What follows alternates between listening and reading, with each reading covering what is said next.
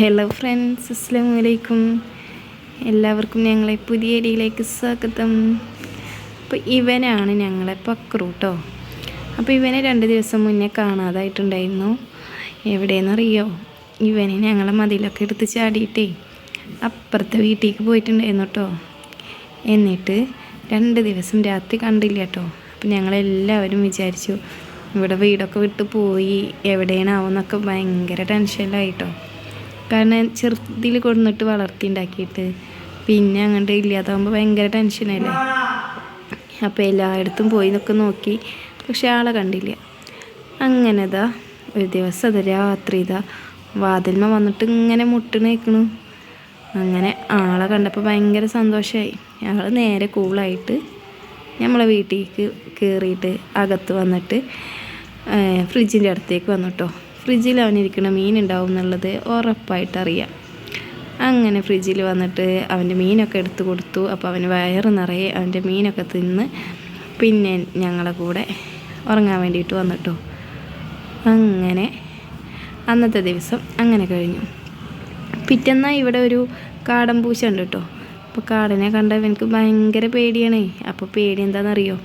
ഇവന് വേറെ പെണ്ണിൻ്റെ കൂടെ പോകുമ്പോൾ ആ പൂച്ചയെ കണ്ട് സഹിക്കണില്ല കേട്ടോ. അപ്പോൾ ഇവനക്ക് ഇവിടുത്തെ പെണ്ണുങ്ങളെ പിന്നാലെ ഒന്നും പോകാൻ പറ്റണില്ല.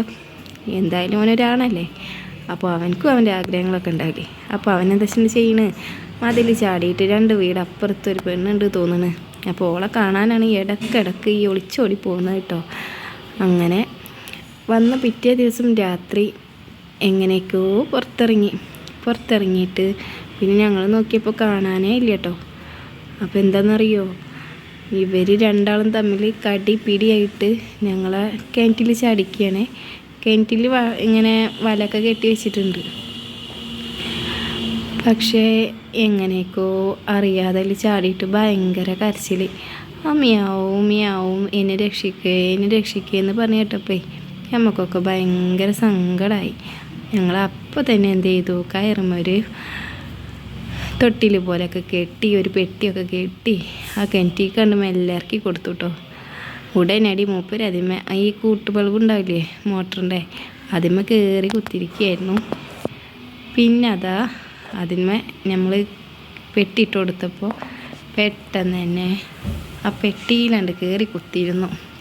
എന്നിട്ട് എല്ലാവരോടും ഒരു നല്ല വാക്ക് പറഞ്ഞിട്ട് അവനെന്നും ഇരിക്കണ അടുപ്പിൻ്റെ ഭാഗത്ത് പോയിട്ട് ഇരിക്കൂട്ടോ, ഒന്ന് ചൂടാവാൻ വേണ്ടിയിട്ട്.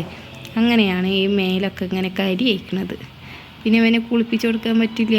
കുളിപ്പിച്ച് കൊടുത്തപ്പോൾ നല്ലോണം മഴയല്ലേ, ഭയങ്കര വിറച്ചിലൊക്കെ വരും. അപ്പോൾ ഈ ഒരു മുറിയും പിന്നെ ഇവിടെ ഒരു മുറിയും ഒക്കെ ആ കാടൻ പൂച്ച മാന്തി ഉണ്ടാക്കിയതാണ്. മഞ്ഞപ്പൊടിയൊക്കെ ഇട്ടുകൊടുത്ത് മുറിയൊക്കെ മാറിയിട്ടോ. അപ്പോൾ നമ്മളെ കൂടെ ഇങ്ങനെ വന്ന് കിടക്കും. ചിലപ്പോൾ തോന്നും ഒരുപാട് സ്നേഹമുള്ള ഒരു മനുഷ്യനെക്കാട്ടും ഒരുപാട് സ്നേഹമുള്ള ഒരാളാണ് ഈ പൂച്ച എന്ന്. എന്തായാലും നമ്മൾ നോക്കുന്നതിനനുസരിച്ചിട്ടുള്ളൊരു നന്ദി അവൻ്റെ ഒന്ന് കിട്ടുന്നുണ്ട് കേട്ടോ. അതെന്നെ വലിയ ഭാഗ്യം. അപ്പോൾ എൻ്റെ പൂച്ചൻ്റെ വീഡിയോ ഒക്കെ ഇന്നത്തെ ഇഷ്ടമായെങ്കിൽ എല്ലാവരും ഒന്ന് ലൈക്ക് ചെയ്യുക, കമൻറ്റ് ചെയ്യുക, ഷെയർ ചെയ്യുക. Okay, bye, thank you. Pakru ഒന്ന് പറഞ്ഞേ. ഓ, ഭയങ്കര മക്കളി. 2 ദിവസമായിട്ട് ഞാൻ വീഡിയോ ഒന്നും എടുത്ത് വെച്ചിട്ടില്ല കേട്ടോ. കുക്കിംഗ് വീഡിയോ ഒന്നും എടുക്കാനൊന്നുള്ള ഒരു മൂഡില്ല.